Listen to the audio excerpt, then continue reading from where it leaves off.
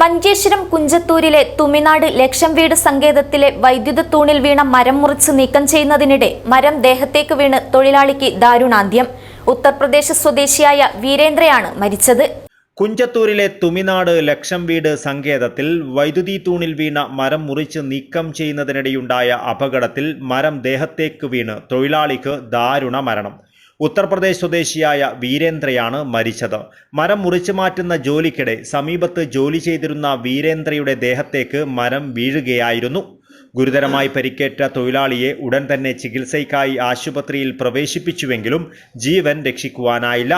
ആദ്യം മരണപ്പെട്ട തൊഴിലാളിയെ തിരിച്ചറിയുവാൻ സാധിച്ചിരുന്നില്ല. പിന്നീട് നടത്തിയ അന്വേഷണത്തിലാണ് മരണപ്പെട്ടത് ഉത്തർപ്രദേശ് സ്വദേശിയായ വീരേന്ദ്രയാണെന്ന് തിരിച്ചറിഞ്ഞത്. വാർഡംഗം ഇല്യാസ് തുമിനാടിന്റെ നേതൃത്വത്തിൽ നടപടിക്രമങ്ങൾ പൂർത്തിയാക്കി.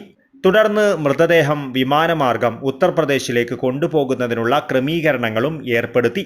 ഈ ദാരുണ സംഭവം പ്രദേശത്ത് വലിയ ദുഃഖത്തിനാണ് വഴിവെച്ചത്. ജോലി സമയത്ത് ആവശ്യമായ സുരക്ഷാ മുൻകരുതലുകൾ സ്വീകരിക്കാത്തതാണ് ഇത്തരം അപകടങ്ങൾക്ക് കാരണമാകുന്നത്. അതിനാൽ തന്നെ കൃത്യമായ മുൻകരുതലുകളോടുകൂടി മാത്രമേ ഇത്തരം ജോലികളിൽ ഏർപ്പെടാവൂ എന്നും പ്രദേശവാസികൾ പറഞ്ഞു.